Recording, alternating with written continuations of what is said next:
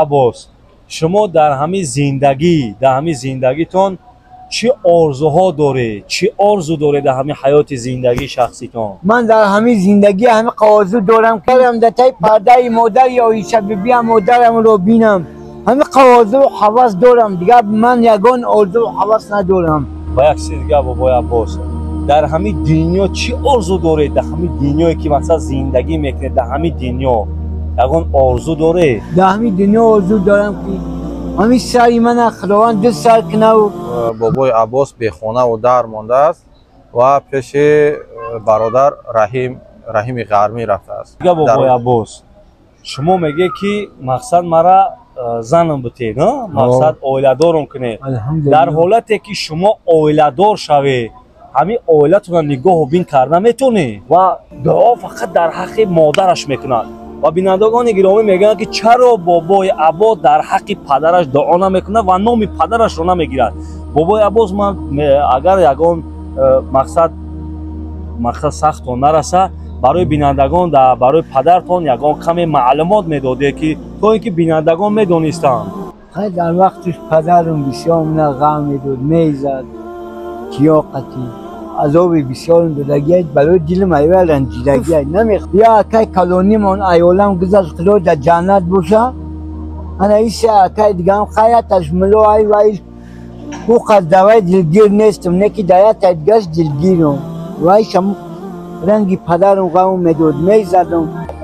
شاعر بزرگ میگه که ابر سیاه میرود پاک میشود، حیف انسان میرود خاک میشود. برادران عزیز، کسانی که میخواهید سرحد روسیه را عبور کنه، این مرحمه شرکت دلاور یکی از بهترین شرکت ها میباشد که به نهایت برای مردم خیر میکنه. ماشین های بلند هوا داره که با دل پر میتونه که سرحد روسیه را عبور کنه و مقصد گرانیسه روسیه را بزگره با دل پر. بینندگان گرامی، کسانی که حج عمره میآیه میتونه با دل پر مراجعت کنه در این محرمه، در قاری فروخ، در رقم‌های همین زیر نوار بوده در تماس برای وقتی که همون نرخ نوار که قاری فروخ برای شما میگه، تمام خورد و خوراک، بلیط های رفت و آمد، مهمانخانه، زیارتگاه همش در همین داخل میشه. برای بینندگان عزیز میتونه که با دل انم خیلی قوت میتونه که مراجعت کنه. قاری من یک چیز خفایم بابای عباس، حاجی عباس، من هم خفایم یک چیز. آخی چرا که یک چیزی فحش و فاحشگی هم میبرونن نگه همینی 15-20 هزار لای میگیره، این کمیته پت پیچ که دینا داره و ما که کار امر خیر میکنیم و در آینده میخواهی که کار امر خیر کنیم دما پت پیچه چنه میکنن ما را یک لگ نمیزنن. خیر مردمی کوی تاجیک همیا به نظر بگیره، لگ بزنه، پت پیچه سکنه، انشاءالله ما هم دستگیری تان میکنیم، نمیمونیم که در ناخونی پای شما مردمی کلی تاجیک خار بزنه. انشاءالله. بینندگان گرامی، این اذیتتون نبروره که وقتی شما در کانال ما آبونه شده، آبونه‌چی ما بچنده که زیاد چید با ما انشاءالله که یگان مظلوم و یگان بیچاره و یگان در رحمانده را میگیریم میاریم و وقت خوش میکنیم و خانه خدا را زیارت میکنیم، با وقت خوش با رایش میکنیم.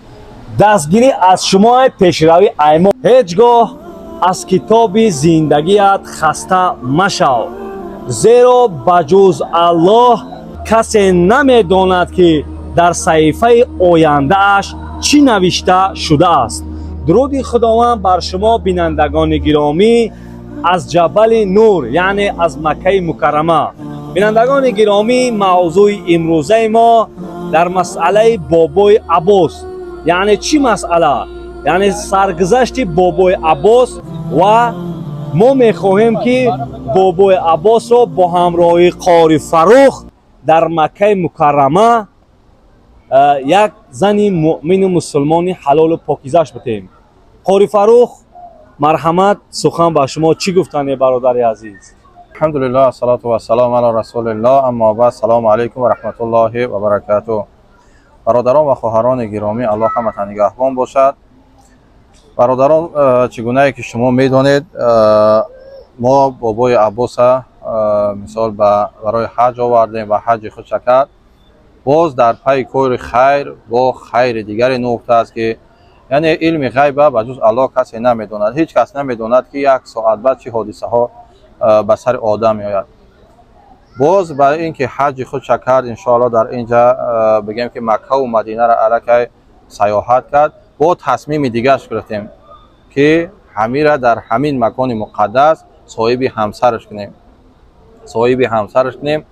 این به نهایت یک کار خیر هست، به نهایت یک کار ثواب هست که یک انسان صاحب همسر کردن و این کار ان شاء الله ما را رائق انجام دادن همین کار دیده است. الله بخواهد هر کس صاحب همسر کند میکند یکی یک انسان سبب میگرداند. الله خیر ما را خواست است که در همین کار ما را سبب گردان. با یاری الله هیچ کار با یاری الله نمیشه. با یاری الله ان شاء الله روزهای نزدیک ما خیال میکنیم روزهای نزدیک با ان شاء الله بابای عباس صاحب همسرش میکنیم با فضل الله و این چیزا در یوتیوب با پیشکش همه شما میکنیم برادران. شما با ایسا بچه میسرتون میبینیم. از شما چی طلب میشود برادران؟ از شما چی طلب میشود؟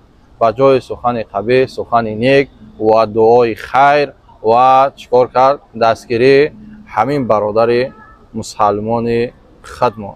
همین قدر کار برادران از دست کسی که مثال کار خیر نمیاد یا سخن نیک نمیاد خاموش بودنش بهتر است از اینکه سخن بگوید که سبب رنجیدن یک انسان شود. حاضر باشد ما میخواهیم که چگونه که مردم همه چیز میخواد ما هم میخواهیم که از سرگذشت بابای عباس یک کم ترک معلومات داشته باشیم. حاضر از خود حضرت سوال میکنیم که بابای عباس برای ما و بینندگان یک معلومات میداده که مثلا شما در کجا به دنیا آمدید و در کجا زندگی کردید؟ اولا سلام علیکم و رحمت الله و برکاته کل مردم تاجیک و کل مردم منبر همین منطقه. من عباس‌الدین اسماعیلوف از ناحیه رشت از جماعت نودی قشلاق قولو تولد شده‌ام. زندگی هم آنچه قین گذشت. رحمتی مادرم همین پنسیه‌اش میگیری و پنسیه مادر روز میبردم. بعد که مادر پدر ای دنیا گذشت من یک باره صغیر موندم و 3 برادرم وقت از گیری خوبم نمیکردن. من تنها موندم و پیش اکا حاجی رحیم رفتم. اکا حاجی رحیم رو ناله و زاره کردم. اکا حاجی رحیم از که مرا دیده من در ماشین سوار کرد و خیزان به دوشنبه آورد. در دوشنبه من یک خانه گرفت داد. من سر مسئله کرد گفت عباس جون نه خانه اینوی من حاجی رحیم تحفه به شما از یک نشه ما همه وقت دستگیرید میکنیم نمیمونیم تون که شما زیق شوید. بابای عباس یک چیز دیگر برای بینندگان شما عین حال چند ساله هستید؟ من دروغ گفتم نکنه خداوند. من 1 یونی 69 سال میباشم. 57 ساله. 57 ساله.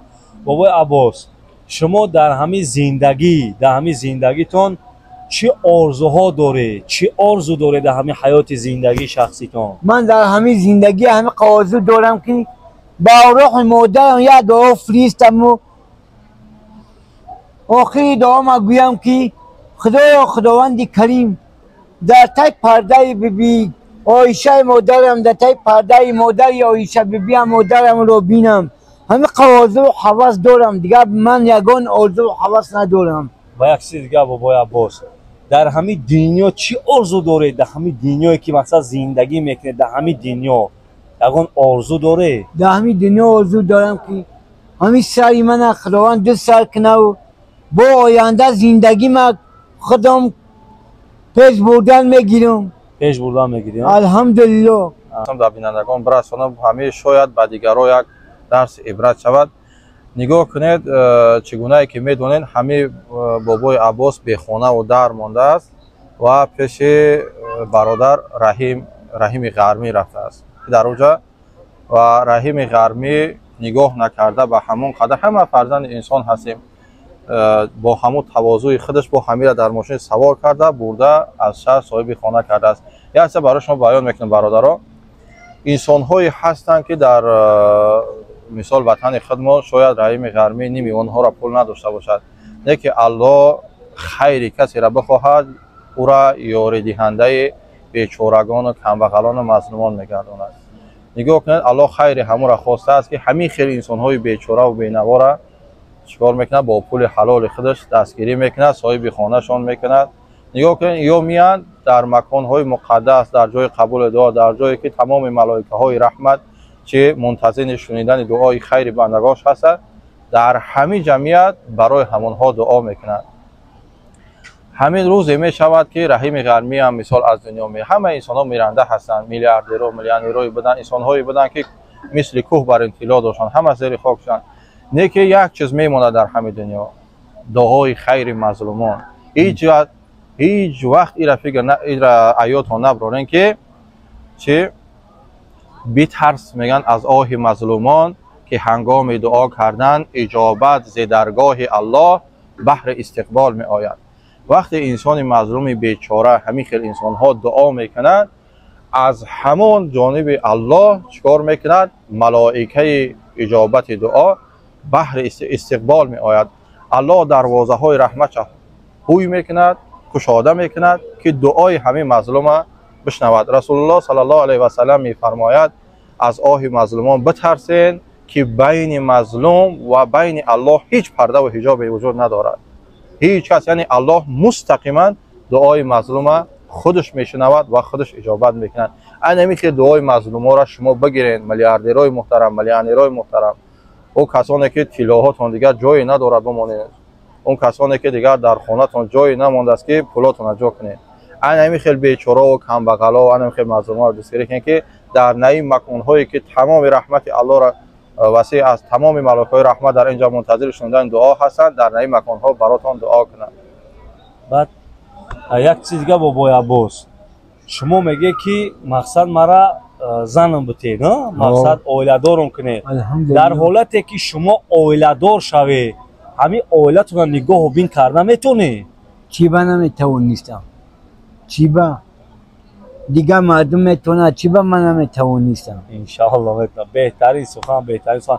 یعنی گفتنیه که شما جای زیست داره، خانه داره در شهر دوشنبه، الحمدلله، و شما کار و فعالیت میکنه و قوت توانایی داره که مقصد مین بعد اوله خودتون زندگیتون پیش برید. الحمدلله، الحمدلله. بهترین. و ایرا فراموش نکنین که ما هم همیشه در برش هستیم و ان شاء الله عباس غرمی برادرای داره که برادرای بناموس داره که همه وقت در برش هستند و همه وقت از زندگیش ان شاء الله از بایاری الله با فضل الله از زندگی خیلی سالانه با خوبتر میگذرونه. بعد یک چیز دیگه خارجان بسیاری در همین کامنتاری ها مردم به حد بسیار نویستگیان که میگن که چرا که بابای عباس در حق مادرش دعا و دولت به نهایت زیاد میکنه، حتی بینوارم به سوی خانه خدا رجوع میکنند، نگاه میکنند و دعا فقط در حق مادرش میکنند. و بینندگان گرامی میگن که چرا بابای عباس در حق پدرش دعا نمیکنه و نام پدرش رو نمیگیرد. بابای عباس من اگر یگان مقصد سخت نرسه، من میخواهم که برای بینندگان شما بگی که درباره پدرتون معلومات بده، چرا که نام پدرتون رو نمیگیرید در دعاهایتون. من در وقتش مایده بودم، مادر من میرن جون مورا پارتو، من با عذاب کلون شدگیم. وقتی که نامی وای با یادم میآید، دلم نمیخواد که من وای دعا بکنم. بابای عباس به هر حال پدر است. نفهمیدم میگن پدر که خوب چیز خوب بانیش کن، این گپ محقول نه که من چخیل وای در وقتش نگاه بینم نکرد، چخیل من در حقی وای دعا میکنم. او خیلی من در حقی مادرم دعای دولت بکنم، در حقی وای نه مادرم برای من مسخته وای نه. یعنی که پدرتون شما رو در خوردی اتم پرتافته رفت. الحمدلله، ایوالم چست پوشید رفت، درجا نگاه بینم نمیکرد. نگاه بی نمیکرد. در وقتی زنده بودم شد. از همین سبب نمیخواه که نام پدرتون رو بگیرید. الحمدلله. این خدا خود شاهیده. برادرای جواب به همون کسانی بود که мақсад савол додан дар комментҳо ки ҳамира падараш дар хурдишон партофтагӣ будааст. ва ба замин мега модармон азоб медод ва нигоҳубиншон намекардааст. ба гуфти мисол худи бародар Аббос ира гуфтанӣ ҳастам ки ба падарое ки худшон ба дискоклубҳо ё арӯсбозӣ карда мегарданд, занҳошона мебинӣ ба як азобу машаққат, ба эзмкашиву ба тапаккашиву ё ин ки саршон метан дар хонаи модарошон рафтаву азоб кашидаву ба як рӯзҳои сахт бигӯем калон мешаванд. баъд ина мехоҳад дар ҳаққи чи дигар на ба ёд чон мезанад падаршон, на барош дуои хайр мекунанд, дар муқобил барош дуои бад мекунанд. аз Аллоҳ битарсен, аз Аллоҳ битарсен. ҳамун ҳазор занҳои берайе ки шумо бо онҳо лаззат мекунед ба як тори мӯи зани ҳалолитон намебирояд. ира дар вақте мефаҳмед ки синни солтон пир мешавад, не ки афсӯс мехӯнед дер мешавад. иш ҳисоби дунё ҳаст, ҳисоби охираташ бисёр сангин ҳаст. ҳисоби охират бениҳоят сангин ҳаст. аз унҷаш дидар аиҷаш бисёр битарсем. бобои Аббос, шумо ҳаёти ҷавониятонро дар куҷо гузарондед? дар куҷо зиндагӣ мекардед? пеш аз мақсад ба Душанбе омадантон дар куҷо будед? ба кадом давлатҳо сафар кардагие? من سفر به دولت‌های روسیه، لنینگراد، مسکو، اوفا، این همین شهرهایی که با تاجیکا بودن نگاه بینو میکردن، دستگیری میکردن، جا میدادن. کار و فعالیتو در همین شهرها بودن؟ الحمدلله. چند سال شد که شما با فدراسیون روسیه نمیره؟ من یک قریب 10 سال شد یا 12 سال شد نمیره. 12 سال پیش شما با فدراسیون روسیه میرفته میومدید؟ هزار رحمت. شما در عائلتون چند نفرین؟ ما خود رو گفتن نکنه 5 نفر پسر بودن، 2 نفر ضعیف. یا که کلونی من ایالم گذاشت خدا در جنت باشه. انا ایسا که دیگه هم خیاتش ملوی و ایش او قدوای دلگیر نیستم، نکی دایت ادگاش دلگیرم و ایشم رنگی پدرم غم میدود میزدم مست علس میومد. این خدا شاهیده. در قیامت میخیزونم جواب سوال میدن. خیلی چگونه که برادران میدونه عباس بعضی همین قدر مثال چی کرد بیماریش با در شهرهای روسیه رفته کار میکرده است، کار میکرد برای زندگی را پیش بردن. یعنی این انسان دستگر نبوده است، کار میکرد برای زندگی را پیش بردن و چیکار کرد؟ این روز در همین مکان مقدس که آمده است همین انسان در بار اول خواستار ازدواج هست، میخواهد که ازدواج کنه. این مرحمت ان شاء الله ما بگیم که علاقه قریب بگیم 90% نامزدش معین هست. ان شاء الله روزهای نزدیک خبرهای خوشب رو برای شما میتیم. خیلی چی میکنیم برادران؟ از ما جفتشون کردن یا خانه‌دارش کردن، دعاشون اگرتن مثال سلشون کردن، ای ما در دست ما همین قدر میاد. ای که زندگی کی بعد این چی گپ میشود او در دست الله هست. بسیار انسانایی هستن که 18 ساله هستن، 20 ساله هستن، ازدواج میکنن، یک روز پس جدا میشوند، یک هفته پس جدا میشوند. یک تو که همیشه زندگی ایش در دست الله هست، وابسته به سازآمدی و این خودشان هست. از ما عمل نیک کردن باقیش به الله میسپاریم.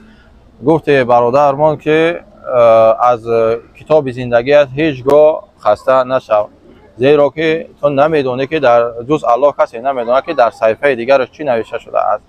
ما از ما همین قدر کردن، ما بعدا نمیدونیم که بعد این کار ما در صحیفه زندگی نامه برادر عباس الله با چی نویسندگی است، با چی کارها شود. الله در یک دقیقه، در یک ساعت کارهایی میکند که اگر 1000 سال فکر کنی عقل نمیگیره. اما باقیش هم عمل خیرمون میکنیم، باقیش به الله قادر بالای یکتای به مثل به همتا میسپاریم. دیگر اوش در دست الله هست، از دست ما چیزی ساخته نیست. یک چیز دیگه برادرها، شاعر بزرگ میگه که ابر سیاه میرود پاک میشود، حیف انسان میرود خاک میشود. بینندگان گرامی، هر چی که میتونه در این دنیای دروزه یک عمل نیک کنیم، یک کار خیر کنیم که اینا دیده که بابای عباس حتی از برادر خود، حتی از پدر خود ناراضی است. به کدام سبب؟ به سببی که مقصد یک бояд мо як одами мазлума, як одами бечора, як одами бекаса, як одами танҳора ба он зулму фишори ғайри инсонӣ наёрем ки диде ки агар солҳо бизгарад ҳатто бобои Аббос хато накунам 50 чанд сола 57 сола аст ҳамун зулму ҳамун гапҳои қабеҳу ҳамун корҳое ки дар ҳаққи бобои Аббос карданд ҳатто аз пеши чашмояш аз назараш аз фикраш дур намешавад. барои ҳамин бинандагони гиромӣ ман аз ҳамаи шумо эҳтиромона хоҳиш мекунам ки ҳар чӣ ки метуне корҳои хайр куне ки худованд дар номаи аъмолтон як чизи хайре навишта куна. зи хайрат хайр пеш ояд бикун чандон ки битвонӣ. зи хайрат хайр пеш ояд, кори хайр кардӣ бо хайр пеш меояд. бикун чандон ки битвонӣ, чанд қадаре метавонӣ кори хайр кунӣ. ҳамаи кори дунё пушаймонӣ дорад ба ҷуз ибодати Аллоҳ ва амали хайре ки нисбат ба бандагони Худо мекунед. дигар боқӣ ҳамаи кори дунё пушаймонӣ дорад. худтона ва фикр андешатона ва молу давлатона ҳамеша дар роҳи хайр сарф кунед. худтонам дар роҳи хайр сарф кунед, фикр андешатонам ба роҳи кори хайр сарф кунед ва чикор кунад гуфтору кирдортонам ба кори хайр чикор кунед, ҳавола кунед ва ҳамеша молтонам дар роҳи хайр истифода баред.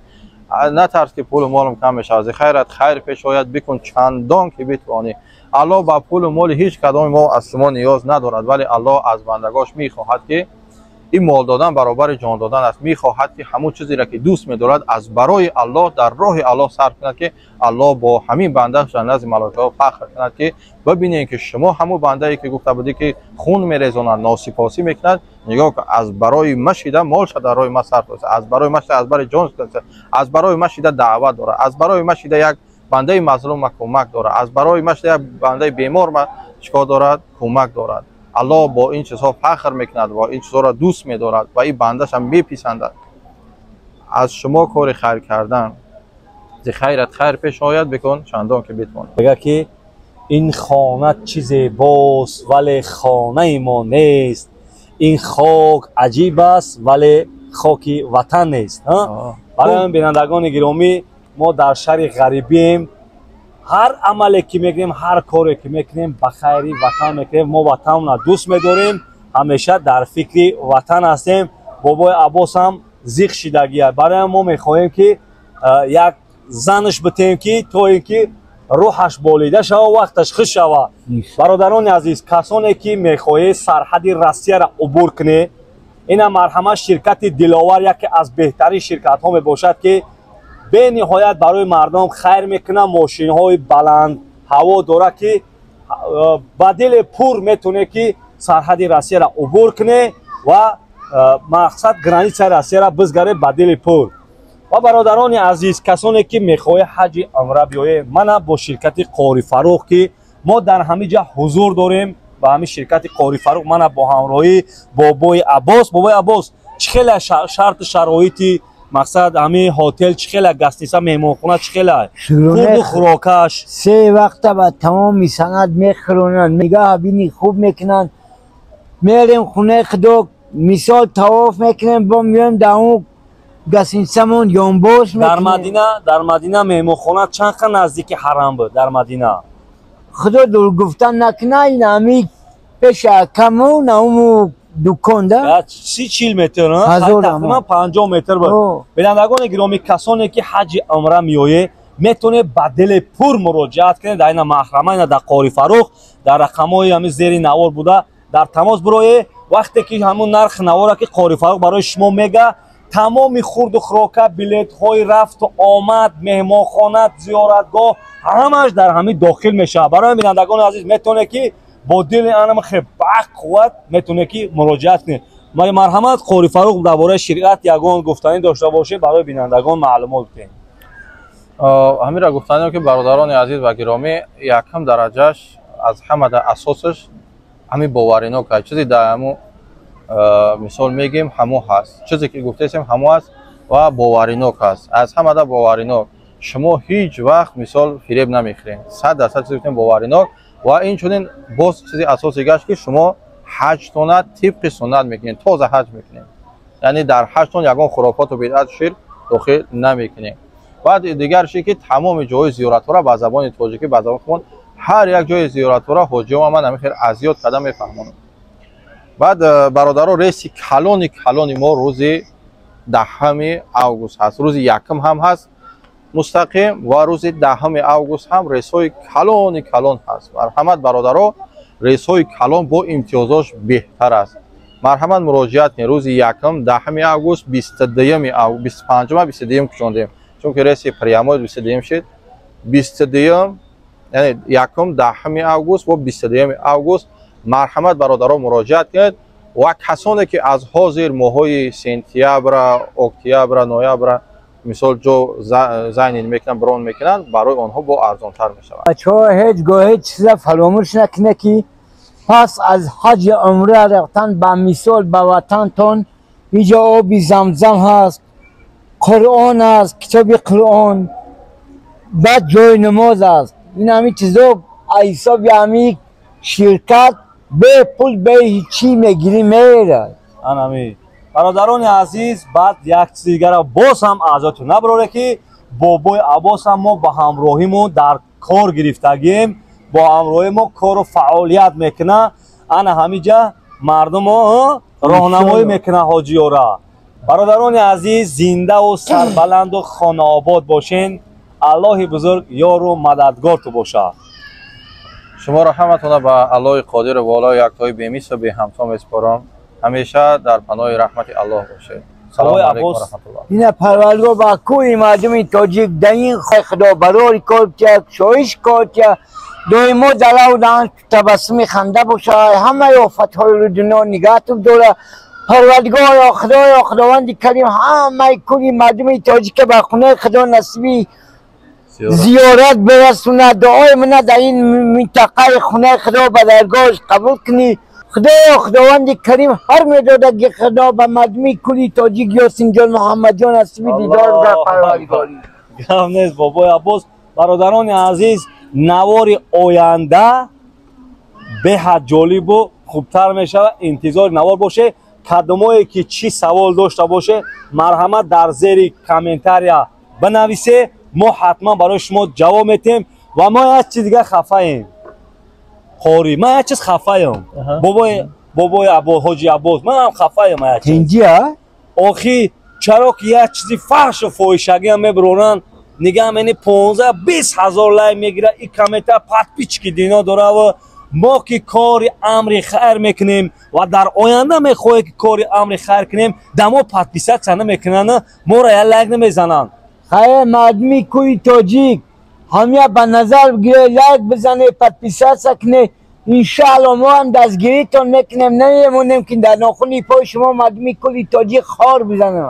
انشاءالله بینندگان گرامی این اذیتتون نبروره که وقتی شما در کانال ما آبونه شده، آبونچی های ما بچنده که زیاد چید با ما انشاءالله که یگان مظلوم و یگان بیچاره و یگان در رحمانده را میگیریم میاریم و وقت خوش میکنیم و خانه خدا را زیارت میکنیم با وقت خوش بار میکنیم.